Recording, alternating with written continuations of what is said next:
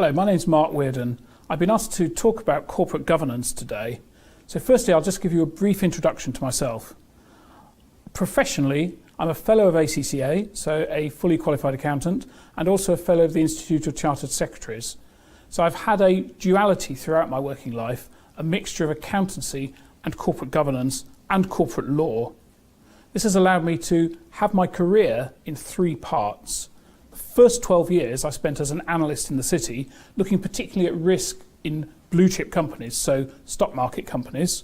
After that, I had 8 years as a finance director in the food sector, helping to grow and develop a large food business serving all of the major retailers in the country.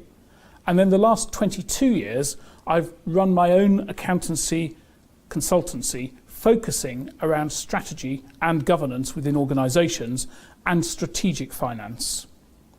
Included in that last 22 years is 5 years as a senior lecturer at the University of Lincoln, lecturing in corporate governance and in corporate finance. And I've just this year finished doing that role for personal reasons. Now I'm focusing again in the latter part of my career on governance. I'm a non-executive director for two different boards. One is a large private company and the other one is an oversight body for the rail sector. I do quite a lot of professional writing and I'm still doing some consultancy projects. So I'm not just a theorist, I'm a practitioner. All of my life I've been a practitioner, but I've also always tried to support it with good thinking and good theory. In addition to that, I'm an examiner for ICSA and I also am a judge on the Governance Reporting Awards.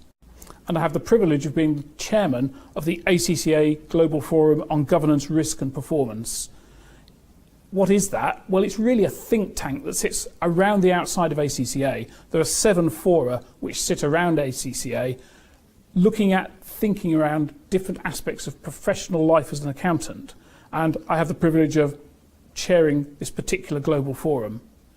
Just as an example, it's an interesting aspect of governance, because when I sit chairing that meeting, and I'm going to be doing this tomorrow as it happens, I'm sat in a room in London and I have perhaps 10 people sat in the room, all involved with ACCA in different ways, some as members, some as employees, but then on the screen in front of me I have perhaps another 20 people from around the world also contributing into that meeting. So it's a governance process where what we're trying to do is glean differing ideas from a very wide range of different people. And my role as a governance person in that context is to chair that meeting to ensure that everybody gets a chance to put their views forward. And we're debating a very wide range of issues tomorrow. Those then get fed back into ACCA, and ACCA, as a professional accounting body, is able to influence governance thought.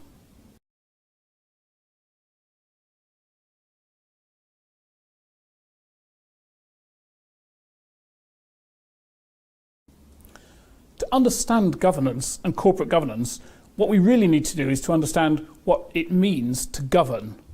So let's go back to a dictionary definition. Interestingly, there are 3 quite different but related aspects in the dictionary. The first of those is to direct and control the actions, affairs, policies, functions, etc. of whatever organisation it is that you're involved with.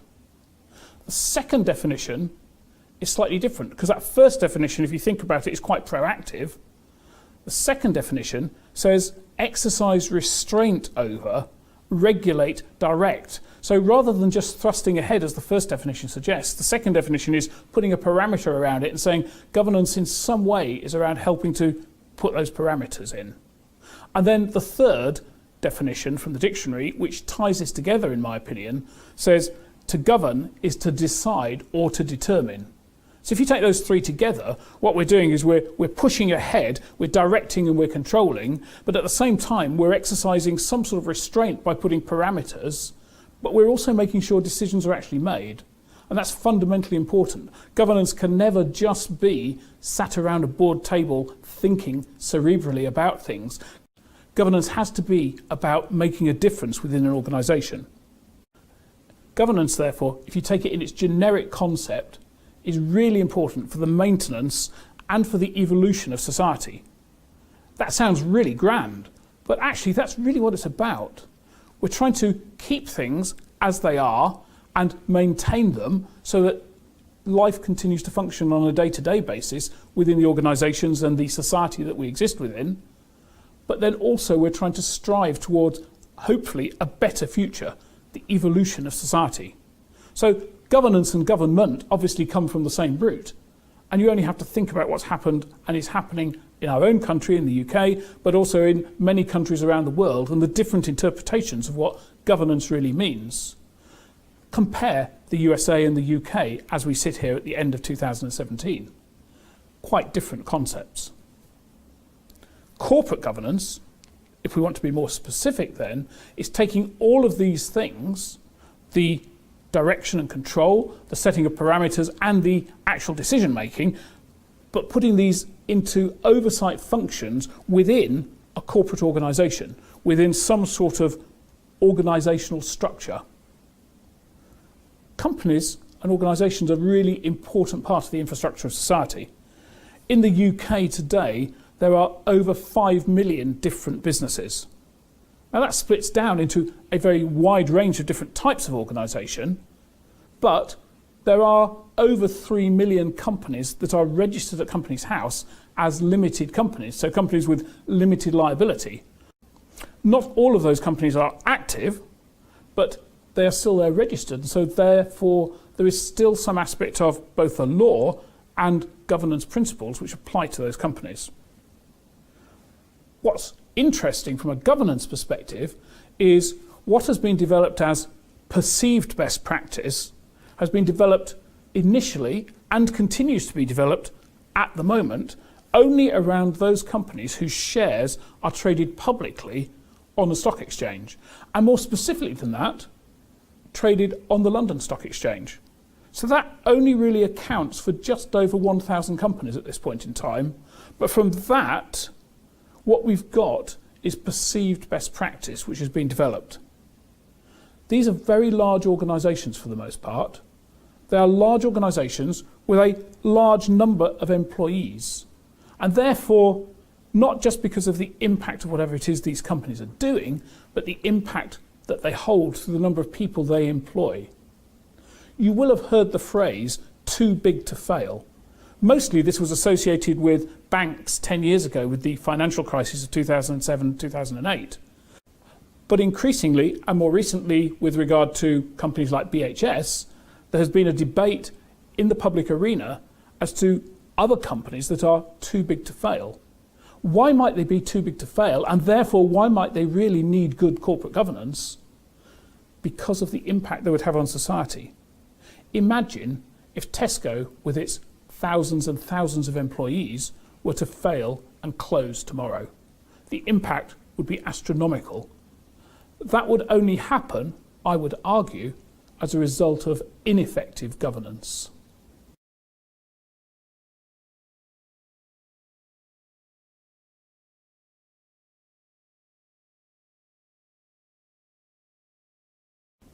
Every organisation needs to care about corporate governance because it sits at the very heart of its structure. It runs through every aspect, through every vein of that organisation. Imagine in your minds an image of the human body. Not the skeleton, but the heart with the veins. Imagine that image. Imagine all of those connections. Imagine everything going down to the tip of your fingers, to the tip of your toes. That blood coursing around that body, pumped by the heart. That epitomises corporate governance. Like the human body, when it works really well. When it fails, totally or in part, then it causes problems. So, who's responsible for corporate governance? The textbook answer is usually the board of directors. And yeah, that's technically true. No argument with that. It is the board of directors who are empowered to govern, who are empowered with governance oversight. But to be really effective, governance requires a much wider understanding and participation throughout an organisation. The simple answer then, and it's not just a flip answer, the simple answer is everyone in an organisation in some way or other has some responsibility for the governance of that organisation. let's just step back and think about the formality. So formal governance codes in the UK emanate from the Financial Reporting Council. I'll call that the FRC from this point if I refer to it again. And technically, they only apply to companies with shares trading on the main London Stock Exchange. As I said in the last question, that's just over 1,000 companies as we stand at the moment at the end of 2017. I use the word technically, that's who it applies to, because the principles in what is known as the UK Corporate Governance Code, those principles have spread across many other types and size of organisation. For instance, the National Health Service and school academies, together with many private sector organisations. Part of the government debate at the moment, and following the recent Green Paper from BEIS, is around how governance ought to apply to private sector companies as well. And the current suggestion in government is we are likely to see a bill which says any company with more than 2,000 employees has to show some level of public governance and have some level of public transparency and accountability for their governance. Many companies, whether they have to or not, aspire to follow the codes of practice as perceived best practice. You might say, well, why do I keep using this word perceived rather than just saying best practice? Because in my opinion, and from my experience, best practice can only ever be a perception. What seems like best practice to me might be very different to you. As a father, I know all too well that what might seem the right thing from my perspective might be seen as very different from my son's perspective, as they're growing up in a different generation, a different age, a different use of technology. It's worth mentioning also that the driving principle in the UK is known as comply or explain.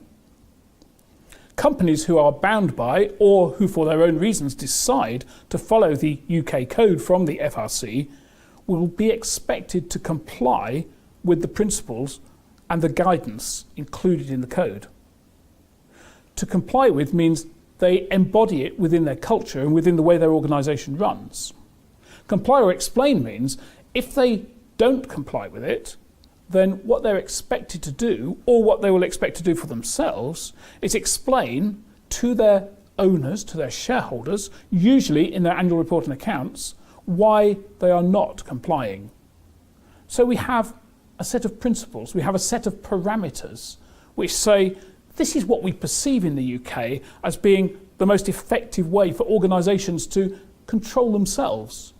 But if you think your organisation doesn't need to comply with something, then you're perfectly free to explain why. And as long as your shareholders and stakeholders are happy with that, there is no problem.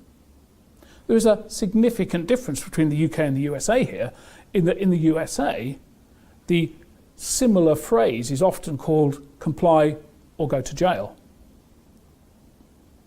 Who are we really explaining to? Well, this comes back to the very heart of governance and why governance matters. This comes back to the very heart of governance and why governance matters. A core corporate principle is the distinction between ownership, and we call the people that own our organisations the shareholders or the members, a differentiation between those people who own and the direction, the directors, the operation, the running of the business on a day-to-day basis.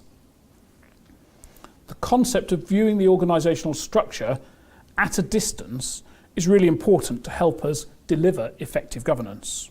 We have to step back as though we were looking at a chessboard and think about what's happening within that game. The assets of the organisation belong to the owners, but the owners empower other people, let's call them directors, to look after those assets. That is governance. Those people who oversee, control and use the assets need to be part of the governance structure. And hence, that involves everyone in the organisation.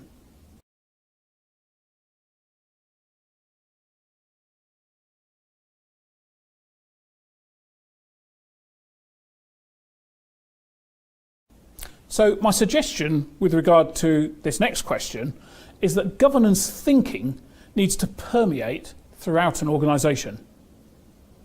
What do I mean by this?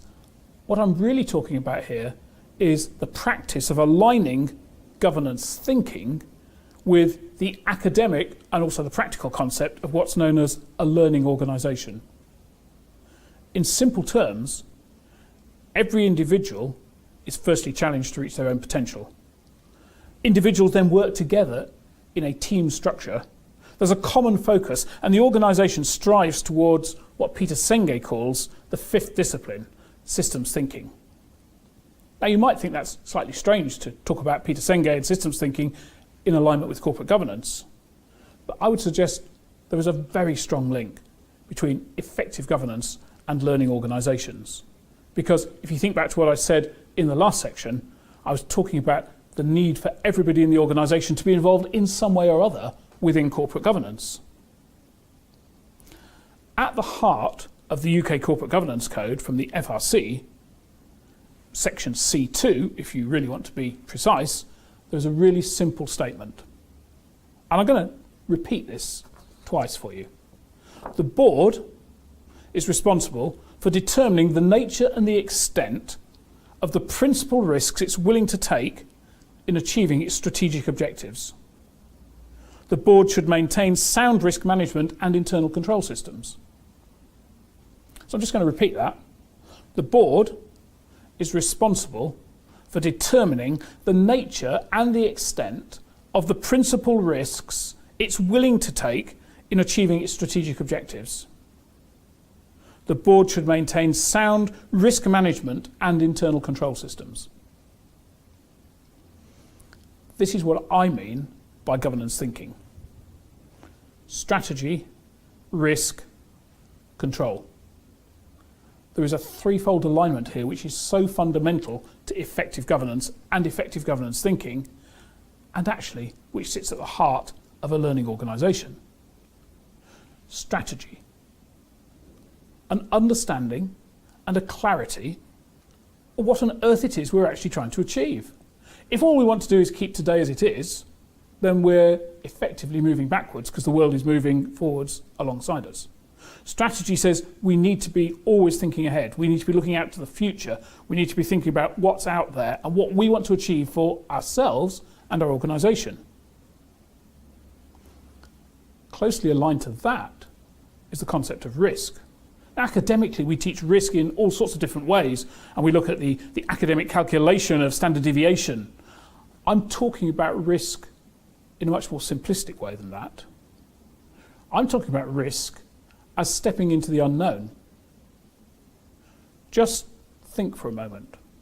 What can you actually tell me with 100% certainty is going to happen in the future? By that, I mean any time after this moment, this very precise moment where you're listening to this. I would suggest there is very little you can tell me with absolute certainty.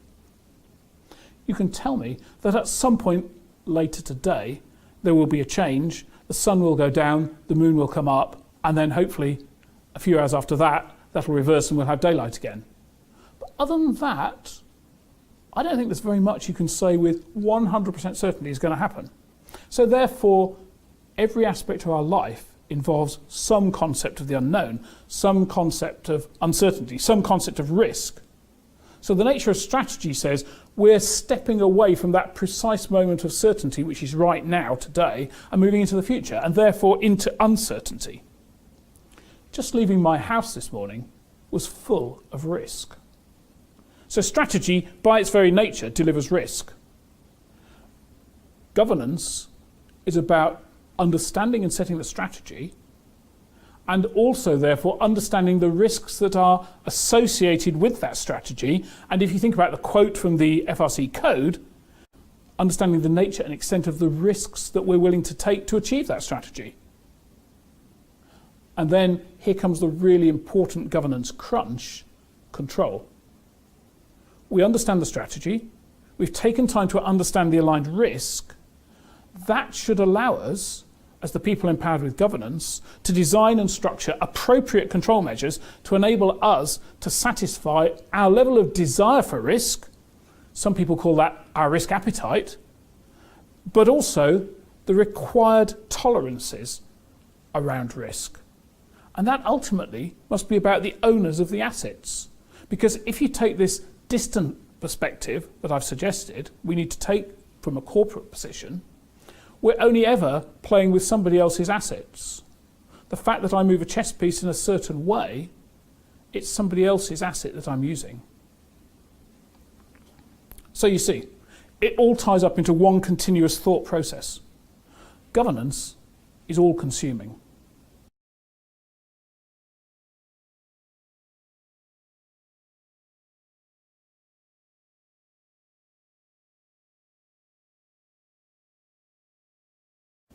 The UK Code suggests that a board of directors ought to form 3 main subcommittees for deeper consideration and thinking about particular aspects of the governance remit.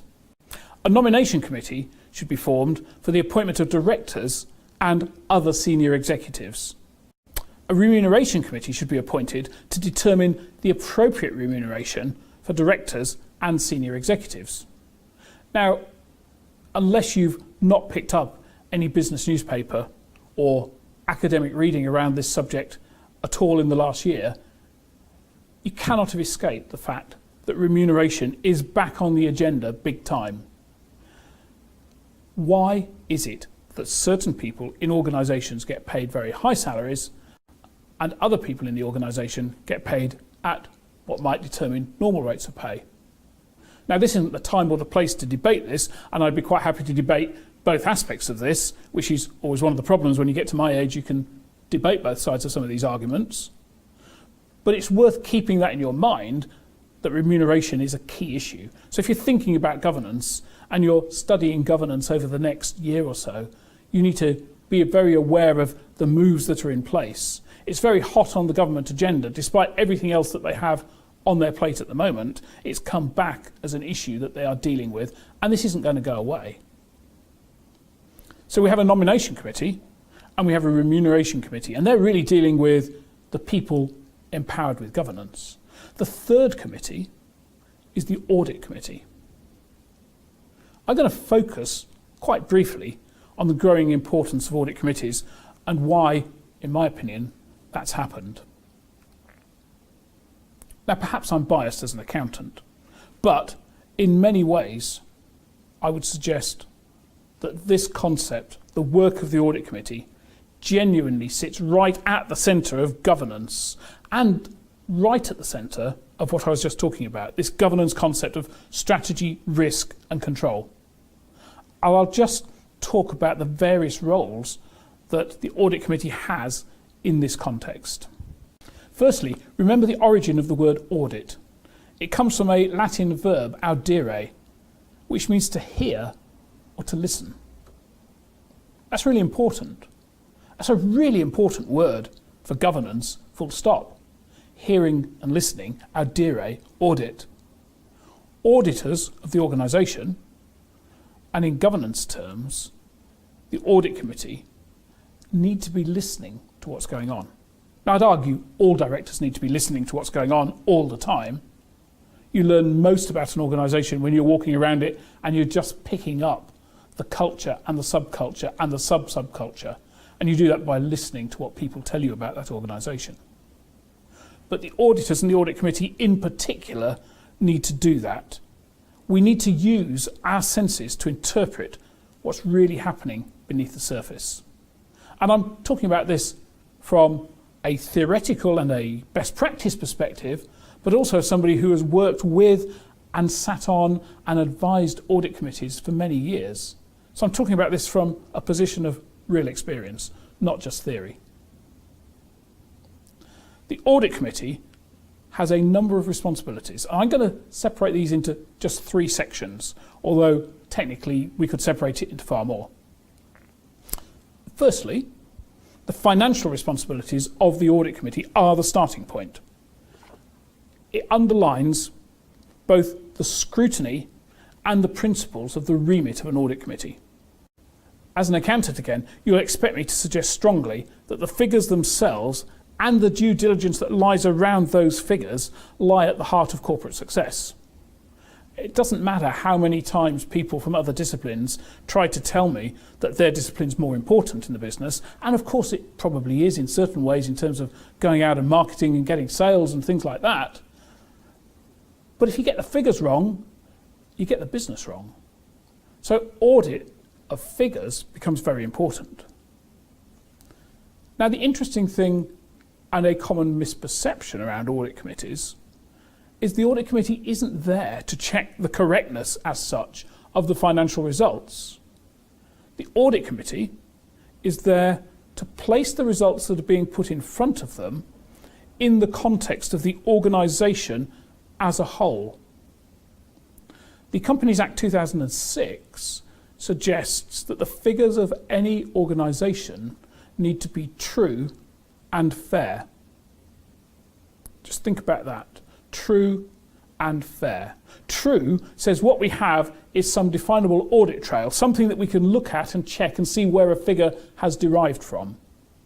Fair says that around almost every figure in an organisation there is at least some measure of judgment, and the more complex the organisation, the higher the level of judgments and the number of judgments that need to be made. So the role of the audit committee is to look at the figures in context and to challenge and consider the judgments, the inevitable judgments that have been made in deriving the figures that are being presented. Just think about a set of figures from a very simplistic perspective. I would argue that on most balance sheets there is only one figure. It might transmit into a number of different lines, but there's only one real figure that has no judgment around it, and that is cash or money in a bank. Why? Because there is a counter statement which will reflect exactly that.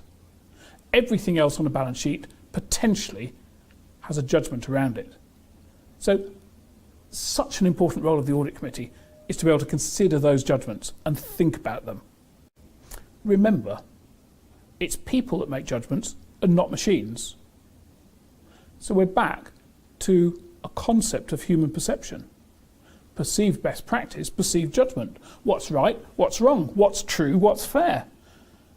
As a member of an audit committee, I have to consider whether the accountant or their equivalent has made judgments with which I am comfortable in my role as a governance person looking after the assets of the members, the owners. Am I prepared to support those judgments? This is one of the many reasons why members of an audit committee need to have a reasonable level of financial literacy. People without that level of financial understanding, and I'm not saying they all have to be accountants, and actually I'd strongly urge that they're not all accountants, but people sat on an audit committee need to have enough financial nous to really understand what's going on and what they're looking at, and to be able to challenge it. Governance is about challenge. Secondly, the audit committee has an oversight of all aspects of external and internal audit of the organisation. The external audit is about objective scrutiny of the finances and reporting of an organisation, a sense checking of the organisation against regulation and expectation. As part of their governance remit, the audit committee needs to ensure the independence and genuine objectivity of this function. External auditors need to be independent. The law has moved a small distance in trying to ensure this happens. It requires an audit partner to rotate every 10 years. Personally, I think that's pretty ludicrous. 10 years is a long time. You lose your independence far quicker than that. Internal audit is about the challenge and review of internal controls. So it forms a natural part of the governance from the strategy, risk and control dynamic that I was talking about earlier.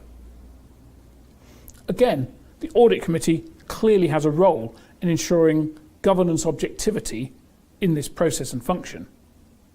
If governance is about strategy, risk and control, and the audit committee has to be looking at and judging and scrutinising the judgments that have been made, then part of that scrutiny must be to consider whether the internal control measures are appropriate or otherwise. Thirdly, and this is an area of growing importance for an audit committee, is when required by the board, and it's almost always the case that they are, the Audit Committee needs to have an oversight of the alignment of financial and narrative reporting. The figures we've just been talking about, but also the increasing plethora of words and pictures that accompany those figures. If you haven't looked at the accounts of a stock exchange listed company, then do so. Make it your next task after watching this video. Go and get hold of a set of accounts, or go online and look at a major FTSE 100 company. You will find it awash with pictures, diagrams, colours, different sizes of font, all being used for different impact. Big glitzy figures in very huge type font at the start of the report and accounts. Somehow they have to relate to the underlying figures, the core figures as required under the Companies Act. So the governance role here and the Audit Committee role is to really sense check that alignment and make sure that people are not just trying to tell an incorrect story.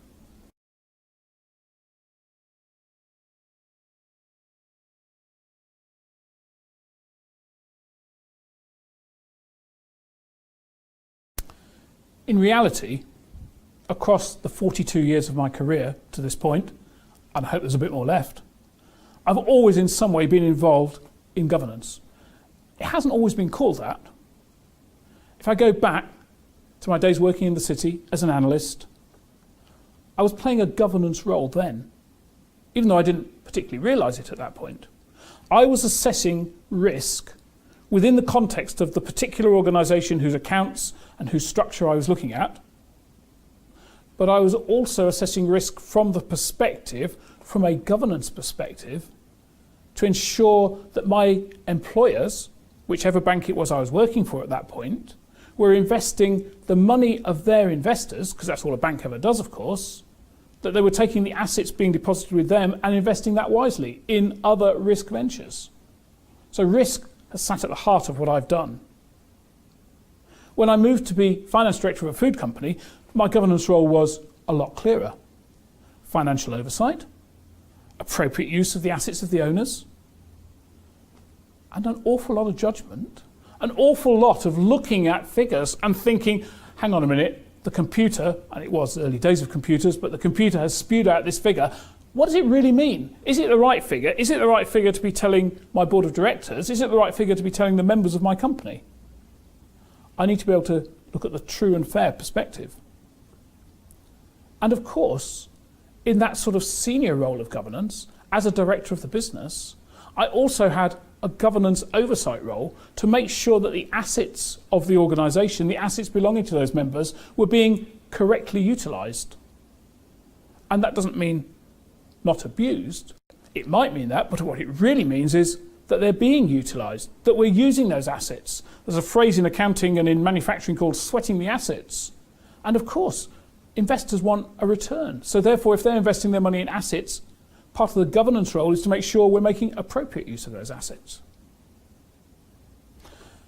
And then in my years as a consultant, and as a board director, and as a non-executive director, most of my time is used in helping other people to challenge what's in front of them. That really is governance by another name. I sometimes use a two-word subphrase for my own business, which is challenging perception. And I believe from a governance perspective that what I can hopefully do in an organisation is help people to just look at why they believe what they believe and think about what the other options might be. It's no different from an accounting perspective to putting forward a capital expenditure proposal. There's always another option. Any accountant will tell you if he or she puts forward a capex with only one solution, it will usually get rejected. There's always more than one way, and governance is the same. What I think today might not necessarily be right. And of course, I've also had the privilege of working with probably thousands of people now, thousands of different people throughout my career, in my workshops, in my academic work, helping people understand and challenge the real meaning of governance within their own context and their own organisation. So when you look at this, as a student, as somebody considering doing the Masters in Governance, as somebody already working towards it, or as somebody who maybe is already a governance professional, just think about what I've suggested. Think about the learning organisation, that need for people to work together. You cannot deliver effective governance without people working together. Think about that trifold relationship of strategy, risk and control. What are we trying to achieve? What are the risks in achieving that? And are they worth it? And if they are worth it, how do we mitigate? How do we control? How do we minimise those risks? As a final comment, I'm often asked what is meant by effective governance. My answer is really quite simple. Confidence and assurance that control is aligned to risk, that risk is aligned to strategy for today, with all of its knowns, and for the predictable future with all of its unknowns. Thank you.